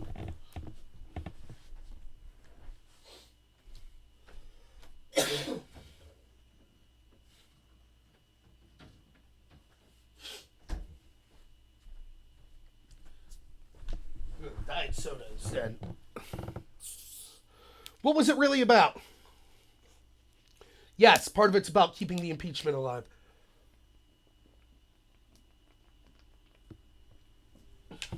But there's a bigger thing going on. Did you hear what I talked about earlier about Lindsey Graham? When he started the hearing out, are you going to look into FISA abuses? Yes. You going to look into the Hillary investigation? Yes. You going to look into leaks that came from the intel agencies? Yes. You going to look into things like the Kremlin agents that sourced the Steele dossier and the Democrats paying of that information? Yes. And we know that's coming. Last night, a criminal referral from Mark Meadows, or was it Jim Jordan? I think it was Meadows, was sent to the DOJ for Nellie Orr. Nellie Orr is the wife of Obama DOJ member Bruce Orr. She worked for Fusion GPS. Turns out she was back-channeling information from Christopher Steele and from these Kremlin-sourced agents directly to the DOJ in improper channels. The DOJ is then taking that, spreading it around Obama's administration, and using that information to investigate people connected to Trump, all the while knowing that this was information bought and paid for by Hillary Clinton and the DNC that was not verified, but that didn't stop them from using this. Nellie Orr said in testimony in front of Congress she only ever talked to her husband about this stuff. But now we know through released emails that she talked to at least 2 other people in the DOJ about this information. So there's a criminal referral for her. There will be an investigation into her, into Strzok, into Page, into Comey, into other people in the Obama administration like Sally Yates, into the FISA process. And so, who's going to lead that investigation? Who will be the person in charge? Well, it'll be the Attorney General. Who's Barr? So instead of focusing on the actual Mueller report, their goal right now, because no matter how much they gnash their teeth, it's not going to happen. The Mueller report's not going to lead to the removal of Trump for office. They could impeach. Sure, fine, whatever. Because they control the House. They could show that they're jokes. Impeach Trump for obstruction when they didn't say a word about Hillary's team destroying subpoenaed emails. Would they have impeached her if she'd have won for destroying subpoenaed emails? Methinks not. But, fine, let them do it. They don't have the votes in the Senate to remove Trump from office. And so they're now fighting a different battle. And it's a battle of self-preservation. Because they know, I don't know how these investigations will end. I'm skeptical that justice will ever be held for these people. But they know that investigation's coming. And so they need to begin to discredit that investigation before it even begins. Before any results are released. Oh, Barr shit. We can't trust Barr's investigation. Remember how he lied and he misled the American people? He's just misleading them again.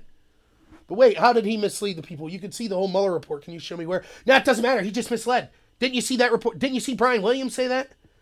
Didn't you see Don Lemon? He said that. The New York Times, they said that. I don't need to point out specifics. That's what they said. So we know that Barr's a liar. And so we're not going to trust when he could show us actual evidence of wrongdoing being done by people connected to us or people connected to the intel community. That's what this is about. They're starting the defensive work on discrediting investigations that will finally, after 2 years, be coming, and we're going to start to see some results and some investigations of the other people. And by the way, I could be vindictive. I could say, I hope these investigations are carried out in the same way, right? Let's start raiding lawyers, middle of the night. James Comey, let's raid his lawyer in the middle of the night, right? Peter Strzok, lawyer in the middle of the night. Let's start charging them with crimes from 10 years ago, right? Turning the screws, put them in solitary confinement, seeing if they're willing to spin on people, right? But no, that's not the way things should be done either. It should be a fair investigation.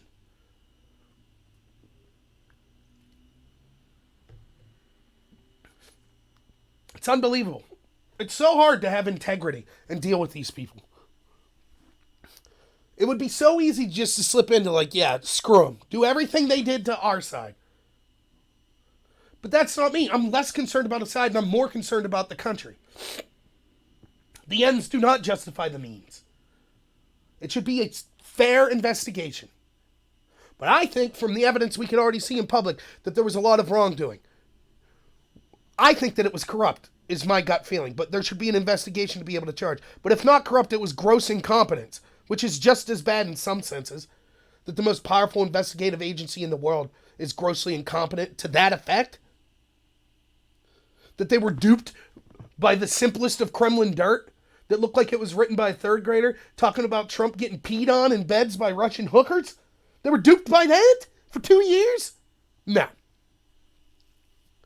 So let's see the investigation. But that's why it has to be, oh, Barr's misleading. That's why they're all this focus. Because you just talk, talk to any, hopefully, I don't have a lot of overseas friends. A couple, but I don't talk to them often. Talk to them, though, and explain the situation. This is, if you were outside of all this, this is what you'd say. You'd be like, so wait a minute. You got this guy, and he gets a report, right? And he's like, okay, the report basically says there's not going to be any criminal charges, right? And then 3 weeks later, he releases the full report. And instead of anyone focusing on the full report, they're still talking about what the guy said 3 weeks ago? Why don't they just read the damn report and see for themselves? Yes, good point. Absolutely. It's laughable. Barr actually laughed when Cruz is explaining this. He actually laughed. He's like, yeah. And if you need evidence of how corrupt and how powerful our media is, the mainstream media, look no further than this story. People seriously believe the spin they're making. They seriously believe it. We're going to focus on the summary and not the report. And Barr's some kind of liar. It's mind-blowing. I don't... Imagine how terrible the ideas of the Democratic Party have to be. That even with every advantage they have of the entire media, almost the entirety of media, almost the entirety of academia, almost the entirety of the entertainment industry, almost the entirety of Silicon Valley, far more donations and supporters of the super wealthy, and promising to give free stuff out to the poor. Despite all those advantages, they still lose. Imagine if it was even just closer to 50-50 on all those scales. Things like actual truth matter. But no. So let's see what else I have. So these people, I already told you, the same people complaining about Barr and the summary and everything, they're the same people that didn't have a problem with Hillary Clinton destroying subpoenaed evidence. Didn't have a problem with that. That wasn't obstruction. Mean tweets, Trump, obstruction. Hillary destroying evidence, not obstruction. That's the standard. That's who we're dealing with. It is possible that there's someone out there who thinks what Trump did was obstruction of justice, who was also very upset about what Hillary did. And for you, even though I disagree that what Trump did was obstruction, I at least commend you for being consistent. But those aren't the people in power that matter. That's not the media. That's not the Democrats that were grilling Barr yesterday. They all think destroying subpoenaed evidence is okay. If it was Hillary, Trump having mean tweets, not okay. That's obstruction. But let's look at also the qualification. They're saying Barr's not supposed to be Trump's attorney. He's supposed to be there for the good of the country. Okay. What were those same people saying about Eric Holder when he said that he was Obama's wingman? What did they say when Obama was declaring executive privilege to keep investigators from seeing evidence that Eric Holder was involved in shady business with Fast and Furious? Say anything there? How about when Loretta Lynch was heading up an investigation into Hillary Clinton, who was Obama's ally and former Secretary of State, and then met in secret with her husband on a tarmac? Did they say anything then? Say she should be fired? Did they demand impeachment hearings? I don't remember that. Or, okay, how about this? How about then when Lynch refused to recuse herself from that? Excuse me. But assured us it was okay, because her office would accept whatever FBI recommendation was given. If they said to charge Hillary, they would do it. And then we found out later that actually that wasn't the case. That Lynch's office told the FBI, don't even bother, when the FBI said, yeah, we're considering charges, said, don't even bother, because we're not going to go through with it. How about that? Where were these same people then? Barr's summary is horrible, gross, proves that he's a liar, he's biased, he's not fit of the title, his worst attorney general ever. Lynch, yeah, that's fine what she did. Or how about when Comey said that Lynch told him not to call it an investigation into Hillary, but just a matter, because she was trying to steer public perception, even though she said that she was taking a hands-off approach. Did they say anything there? Oh, no. But Barr's summary Oh my God, that's unforgivable. I mean, this is such a joke. I don't know how anyone takes these people seriously. And I do. I'm on places like Above Top Secret. I'm discussing things with people who are just because people believe this insanity doesn't mean they can't be intelligent. You know? Again, I always look at politics through a sports metaphor because I like sports. There are people that know way more about football than me. But I could sit there and watch, I'm from around the Pittsburgh area. I could watch a Steelers game with these people that know way more about football than me, and they're totally irrational when it comes to their team. You know? That was pass interference. That's pass interference. Where if they watched that same play with 10 other teams, they'd be like, that wasn't pass interference. But they're so invested that they become irrational. So I'm not saying anyone who disagrees with me is stupid. I'm just saying in an objective standard, if you think destroying subpoenaed evidence is not obstruction, but mean tweets are obstruction, you might have something in your worldview that is really screwing with your judgment. It's that simple. But I'm not saying you're dumb. I'm not saying I will refuse to talk to you. So I'm talking to people on ATS and things like that are otherwise intelligent, that are trying to give me defenses for this type of stuff. I mean, you can't make it.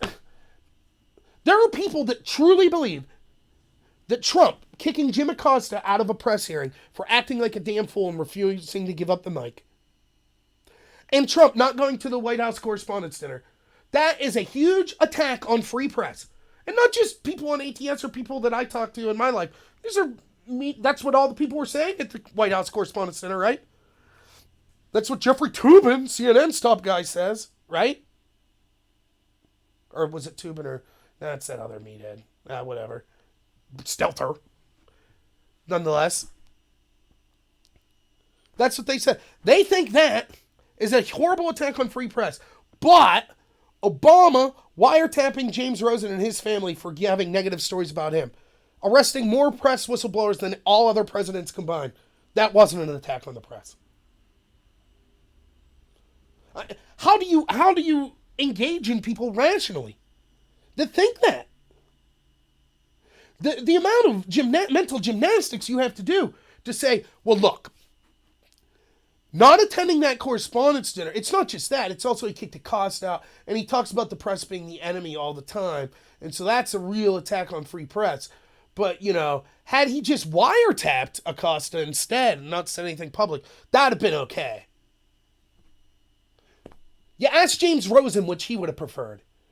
Obama just publicly saying, hey, Rosen, you suck. Get out of the press pool. I'm not coming to the dinner you're going to. Or wiretapping him and his family. Ask him which one he would have preferred.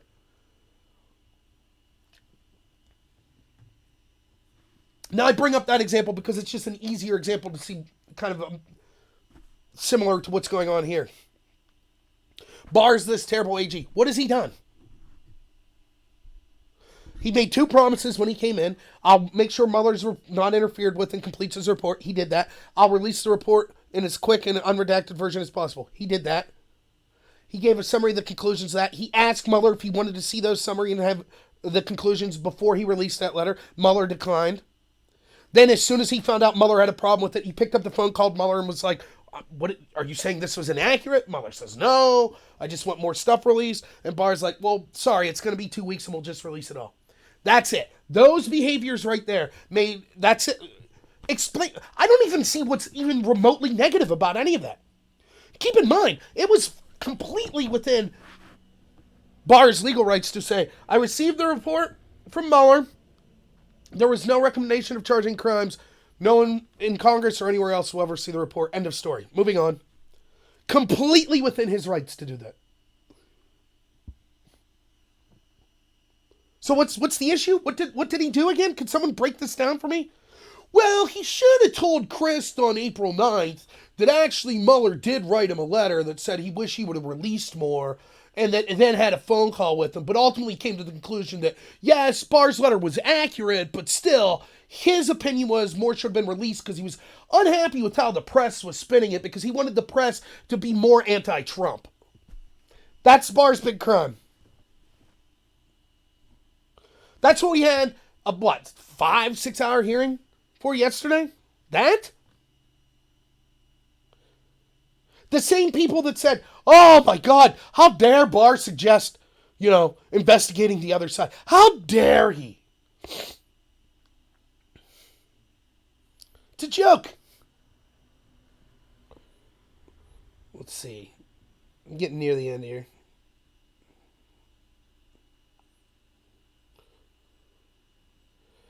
All right, 2 more things.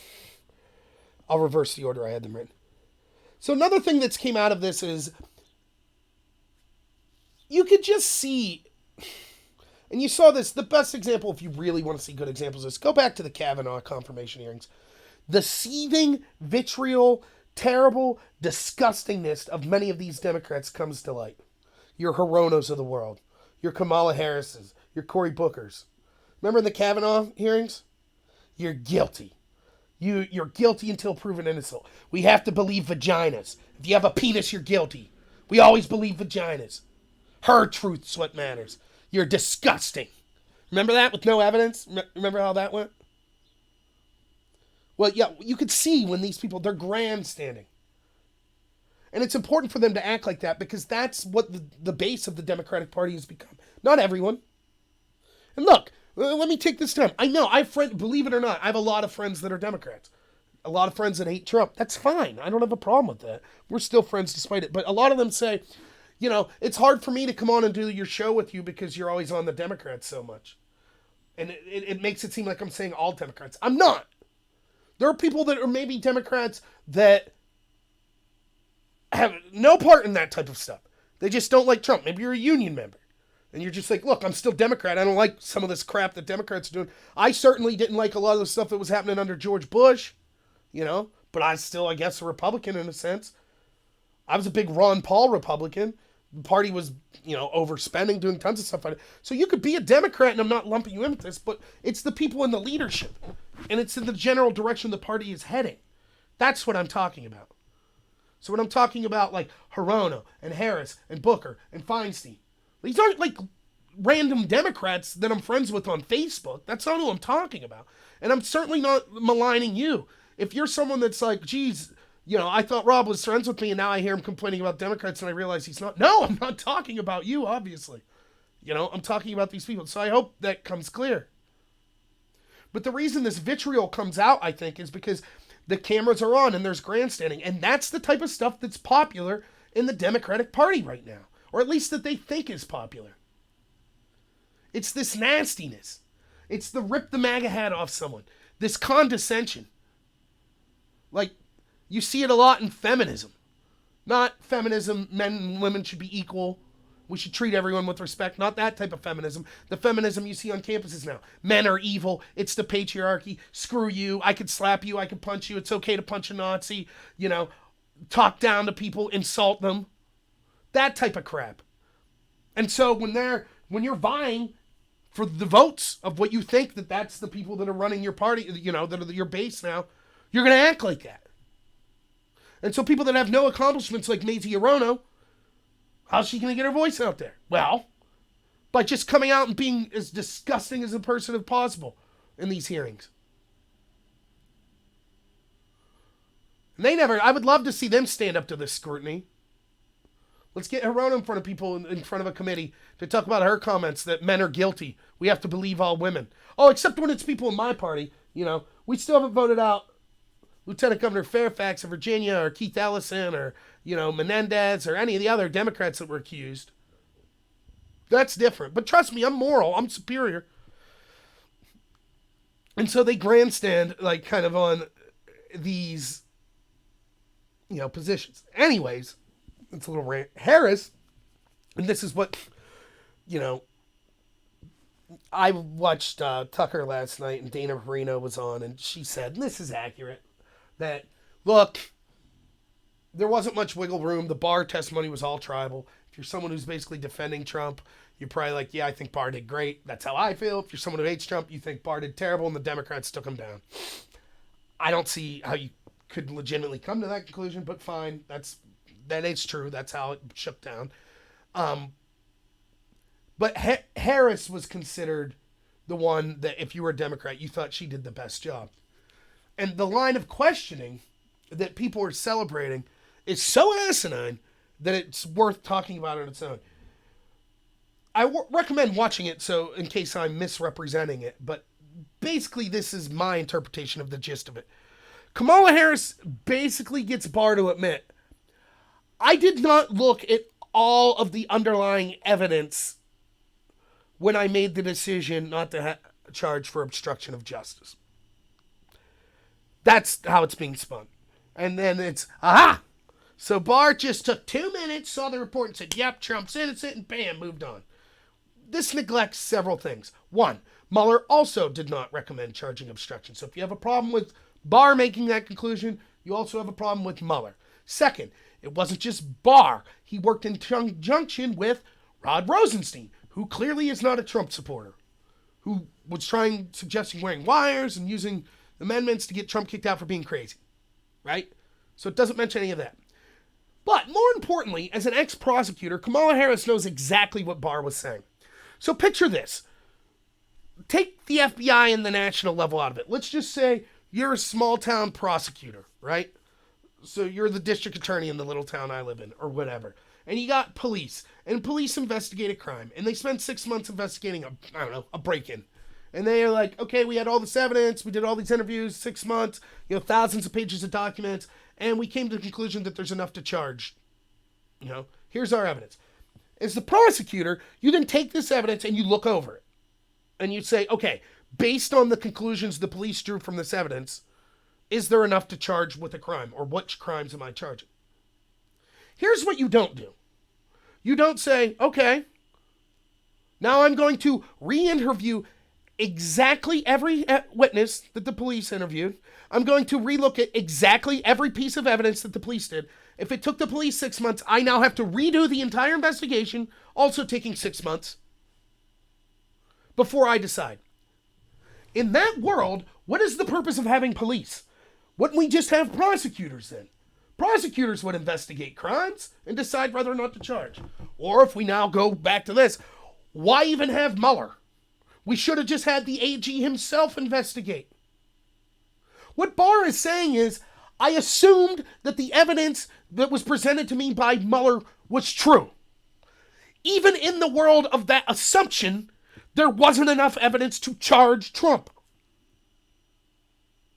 He's not going to go back and re-interview everyone Mueller did. He's not going to go back and look at 1 million pieces of evidence, documents that Mueller's team did.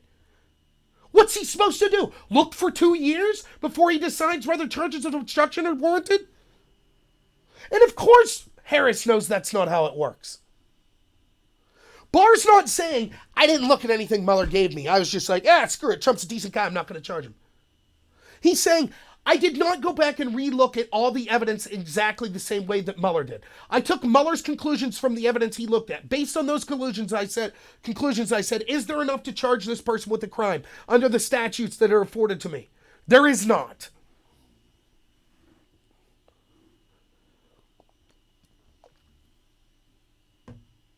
That's it. It's that simple. That's being spun, though, as, Barr didn't look at the evidence. It's stupid. It's willful stupidity. That's what it is. So, the last thing I have, there's this claim that's being thrown out, and I mentioned this at the beginning of the video. God bless if you've stuck with me through this whole thing. Again, I'm sorry I'm congested and stuff, but, the collusion story's all but been dropped. They don't want to talk about it. However, there is one thing they will mention, and Feinstein mentioned it in her open remarks, and you hear other people saying this. And you even hear scumbags like Mitt Romney making these claims. Now listen to this. This might trouble you. Did you know that people in Trump's campaign were actually willingly using the dirt that the Russians dug up?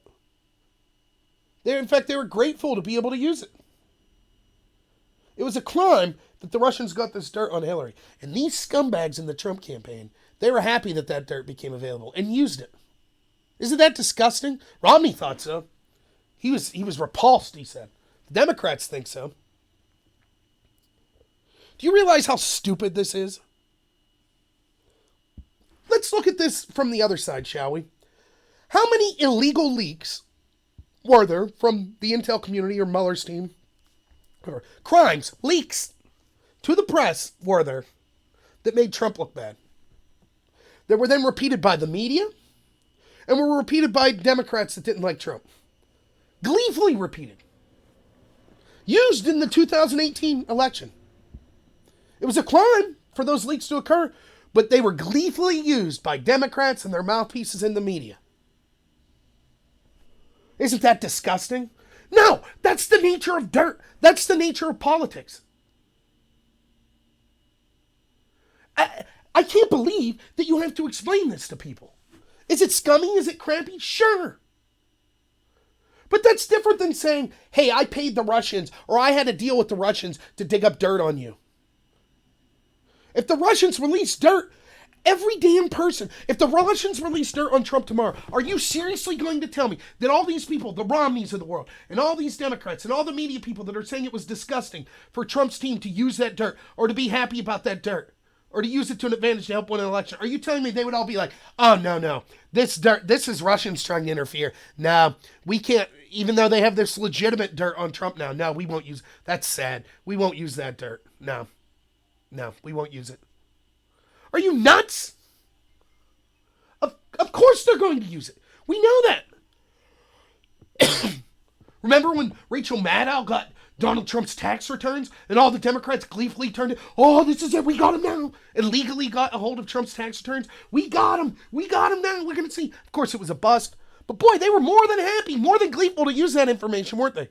If it was released illegally tomorrow, all of his tax returns, you don't think that they would be more than happy to use that information? Do you think that there would be people out there in the media saying, this is disgusting? The Democrats, we need to have an investigation into the interference of the people that illegally leaked this information.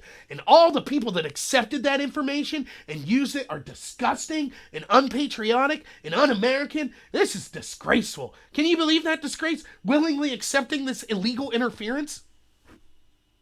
Now you might say, well, that's apples to oranges. Sure, both are illegal, but, we're talking about the Russians here. Okay, you're right. Well, we know for a fact that all the Democrats and all the media gleefully accepted Kremlin dirt on Donald Trump that was used to source the Steele dossier, don't we? Gleefully reported on it day after day after day after day after day. The Democrats talked about it over and over and over. They used it for investigations that they were more than happy with. Kremlin-sourced lies to smear the president. They were more than happy to get. Willfully accepting Russian interference to attack their opponents to help win an election. Where's the honesty? Where's the, integrity? The same people that are complaining about Trump's campaign doing this, nothing to say about the Democrats doing it. Every damn one of them, every politician complaining about this would use dirt, even if it was obtained by illegal means, if it was released to the public against their opponent. Every single one. And you know it. Every person knows it. That's how politics is ran. You know it. You know that's how it is. That doesn't mean that you went out of your way to facilitate the illegal action, or that's not what, that's different. That's the crime. You had a quid pro quo for someone to break the law and then you would help them later or something like that. You had advanced knowledge of a crime that was going to be committed that would help you. That's different. But just once stuff's released in the public, then using it, that's not a crime. It's probably not even unethical. I don't understand. And this is being said by Republicans. You see, like Romney, you see people on Fox News saying, oh, it was really bad. It does say, that is one part that worries me. Trump accepted this help from the Russians. What was he supposed to do? Please, no one read the WikiLeaks that show all the insane insane unethical crap that's being done by Hillary Clinton's team. Please don't read it. Would it have been unethical for Bernie to say, holy cow, these documents, I'm no friend of the Russians. Theoretically, Bernie could say, though who knows. I don't think Bernie's a Russian. That's unfair. I didn't mean that. I mean, he did bare-chested sing the Soviet anthem on his honeymoon or whatever, but I don't think he's a Russian spy or anything like that. I think he will be smeared by the end of the campaign. All of the Bernie bros that cheered all this, Russia collusion crap with Trump, it's going to come back to bite you.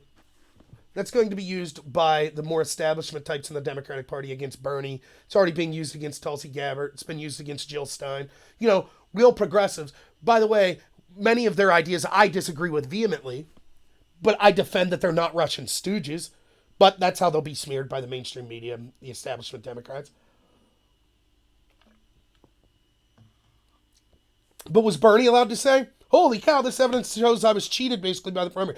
Now, Bernie, that's disgusting of you to accept help from the Russians. Yes, sorry we cheated you, but still, you're disgusting for talking about it. It's insanity. This whole thing is a joke. From top to bottom. The entire hearing yesterday was an absolute joke. All of the crap that's coming out that's smearing Trump, oh, we know the Russians interfered. It's a joke. The only thing, there's only 2 cases of interference from Russians that I think have any merit whatsoever. 2. 1, if they legitimately hacked the DNC or the Podesta emails. I have yet to see the proof myself. And I have no trust of the intelligence agency after all the crap that's came to light. And not just this crap, by the way. Because you're such a Trump. Now, how about the Iraq war? How about Syria? How about Libya? That's how I feel about Venezuela right now. I'm not a socialist. I don't like Maduro's regime. I'm sure they've done terrible crap. But I'm skeptical because I've been lied to so many times by our intel community. So even though it would benefit the guy I voted for, Trump, to be like, yeah, screw Maduro, screw Venezuela, I don't know what to think. I don't want military intervention until we're positive of exactly what's going on. I don't want another situation like with Trump in Syria. I argued, the guy I voted for, Trump, I said it was bad that he bombed Syria in that situation. If I was just a hack, then I would just defend Trump all the time. That's not what I'm doing. I've always been distrusting of the intel agency. And every year it seems like I get more and more reason to feel vindicated in that stance. So what evidence have I seen that they hacked? I don't know. They weren't allowed to look at the physical servers. Never forget that. And supposedly, a lot of this information came from CrowdStrike that 2 months later, after they're saying, yeah, Russia did it, said the same thing in the Ukraine, and the Ukrainian government had to come out and say, yeah, you're a joke. Russia didn't hack us. So they're, at best, 1 for 2, accusing Russia in 2016 of hacks. But I don't have proof that Russia didn't do it either. So I will give the benefit of the doubt for the sake of this argument to say that is serious. That warranted investigation. If Russia did that, that is serious. Now, China's doing it all the time too. So's the UK, so's France, so's Germany, so's the US to everyone. For example, we know that we hacked and we're spying on Merkel, who's supposedly an ally of ours. Yeah, and they did get phished. Podesta's password was password and stuff like that. So, what do you expect? If you leave, if you live in a high crime area and you leave your door wide open and you come back and find people stole stuff out of your house, of course, the criminals should be charged. But in some hands, you had to expect it, especially when people have been warning you over and over on the other side, your opponents or rivals, shut the door, lock the door.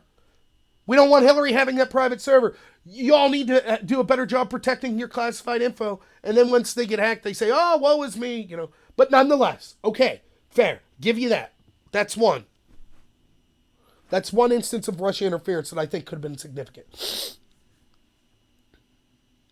The second is, and I argue more significant, is the Kremlin agents that gave information to Christopher Steele that was used to start a 2-year investigation and constant witch hunt of Donald Trump that was used by the media, the Obama administration, other Democrats, the entertainment industry, academia, people in Silicon Valley and elsewhere to constantly smear our president for 2 years, hampering his agenda, making a substantial portion of this country think that he's a Russian agent, and probably costing the Republicans the 2018 election. At least significantly impacting some of the seats. By far the greatest example of Russia interference. And so we have this big 2-year investigation into Russia interference. And what does it look at? Oh, it doesn't look at number 2. Doesn't look at that at all. the biggest case of Russian interference, nope, no need to worry about that because, that might have actually benefited the Democrats. And we don't care about that. We're only concerned with going after Trump. So you got the hacks. Okay, fine. And then what's the other thing? The Russian Facebook trolls. Give me a freaking break. I'm so tired of this argument. And why is it that interference from Russians is uniquely worse than shady interference from someone just because they're an American or they're a UK citizen? Can someone explain the damn difference to me? If I'm an American and I hate this country and want to see it go down and want to see China arise as the hegemon in the world, then it's okay for me to be a troll on Facebook and claim to be people I'm not and influence and put up lies. That's okay. No problem there. But if geographically I was located in Russia, now all of a sudden that's a big crime. That's what we're led to believe. The same people are telling us that don't have a damn problem with illegals coming in at a clip of 100,000 a month. No problem with that. Can someone explain that to me? Why is it that sort of collusion, right, with ineffectual Russian troll farms that are spending at most $500,000, that's considered enough to influence an election and horribly unethical, but the entire mainstream media, or at least 90% of it, being in the boat for the Democratic Party, that sort of collusion's okay. Those lies and misstatements and being in the bag and holding on to the Billy Bush tape and releasing it and getting access to Trump's tax returns and things like that, that's all okay. Or why was it okay for Democratic operatives to admit that they were mimicking the exact same tactics of those Russian trolls to influence the 2016 special election in Alabama with Roy Moore? And claim over and over again the Russians are supporting Roy Moore. Didn't remember any of them being charged with a crime. Didn't remember the 2-year hearing into that. Can someone explain that to me? I'm constantly told, can you believe, what was the name of that law firm, or the firm that used Facebook data that the Republicans worked with? I can't think of it right now. But they used a portion of Facebook's data. Can you believe that? Used a portion of your private data on Facebook to target ads to help Republicans.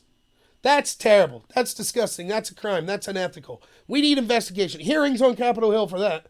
But when Facebook itself gave their data to Barack Obama, that was shrewd. Very intelligent. Cambridge Analytica. That was the name of the company I was thinking of. It's over and over. We know, without a shadow of a doubt, that the Chinese have a far greater potential to challenge us economically, militaristically, culturally. And they certainly have a far more sophisticated and successful espionage activities. Yet not a word's breathed. Facebook trolls, that's what we're talking about. And I warned these people over and over. They kept talking about it. I said, just like I warned the people that were cheering for the witch hunt against Trump, I said, you better watch yourself because it's going to be used for causes you like. And so now what are we hearing? Here's some other things that Russia troll farms are to LGBTQ rallies, Black Lives Matter rallies, Bernie Sanders rallies. But hey, you cheered for it. You don't get to be upset when they come for you. You'll say, wait a minute, I support Black Lives Matter. Who gives a shit that some Russian trolls also support it? That doesn't delegitimize the whole movement. Well, that's not what you said when it came to Trump. You said it was a big deal. It warranted a huge investigation. It was disgusting that he received help from these adversaries. Clearly, the only reasons Russia would help him is because he's a shady individual. So, I guess you could say the same from LGBTQ, right? Or Black Lives Matter, or Bernie Sanders, or Jill Stein, or Tulsi Gabbard. Were you that short-sighted? You couldn't see that this same crap would be used against you? Who can believe that Russians using ads on Pokemon Go influenced an election that over $1 trillion was spent? Why do we even have advertising as we know it anymore? You're paying millions of dollars to have an ad in the Super Bowl? Stupid. Just hire some Russian trolls for $50,000. They'll drum up your business like crazy. They stole the election in 2016. It's laughable, and we all know it. We have to believe that. Remember all your friends and family on Facebook that were going to vote for Hillary, but then some Russian trolls sent some Pokemon Go ads to them, and they were like, oh my God, what was I thinking? I have to vote for Trump. Remember that? You know even one person that's true of? But if the media wants to lie, if the media wants to spread lies for 2 years about Russia collusion, we have to believe that that's not important. That doesn't matter. That's less impactful than the $50,000 worth of Russian trolls.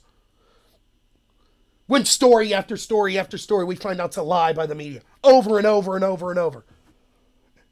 And yes, the media is going to make mistakes, of course. But they're always in one direction, aren't they? It's always Trump bad, Trump bad. Because they're not mistakes. They're intentional. Or at least they're intentionally overlooked. And shoddy journalism because they're less concerned about being journalists than they are about taking out Trump. They've admitted as much. I did a video a while ago on Joy Behar telling us, after the Covington situation, or was it the Smollett? I think it was the Smollett. After the Smollett situation, why do we continually fall for these things? And she said, because we hate Trump and we want to take him down. They know. And they feel totally justified. It's unbelievable. But yeah, I was a little fired up by this Barr testimony yesterday. It just, what are they getting at? They're unhappy with the summary. They have no interest. The same people that are unhappy with Barr's summary, all of those people you saw yesterday, have access. Yeah, it was Cambridge Analytica. They have. Oh, are you asking what it is? I'll tell you about it in a second. All of those people have access to a copy that specifically on obstruction has less than 1/10 of 1% redacted. And they've chosen not to look at that document. Instead, they've chosen to complain about Barr's summary of that document. I mean, it's unbelievable. Imagine someone telling you, you know, all right, this is what here's what I think Game of Thrones was about. You know, the ending of the last season. And you're like, well, I disagree. I think you're a scumbag. I think you're wrong. Oh, you saw it? What did you think about it? Nah, I didn't watch it. I just think you're wrong. What are you talking about? Go watch it. Cambridge, if you're asking, Robert, Cambridge Analytica was this company, and they were, this story got big last year, I think. Maybe 2 years ago at this point, but I think it was last year. And they were a firm that was basically geared towards Republicans and helping them target election ads. And what they did was, this is what they're accused of doing. They used Facebook data, so they would come up with like polls on Facebook.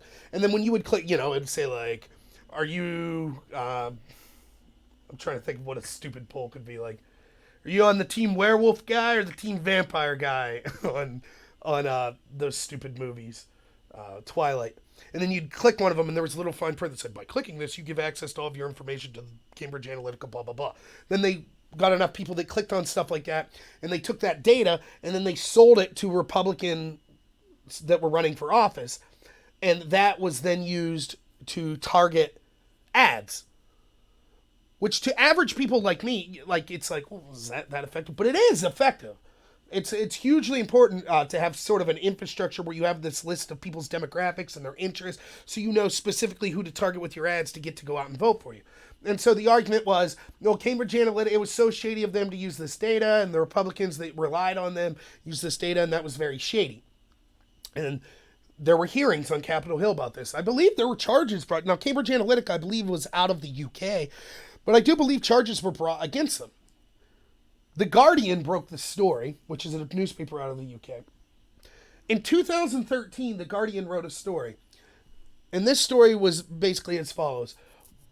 Barack Obama's 2012 campaign was very unique, and it's the future of how campaigns will be run. Because what they did, it was very shrewd what they did, was they went to Facebook and the people that run Facebook, and they had an agreement with them where Facebook would give all of this user data to Barack Obama, and so then he would be able to take that data and his team and be able to target ads.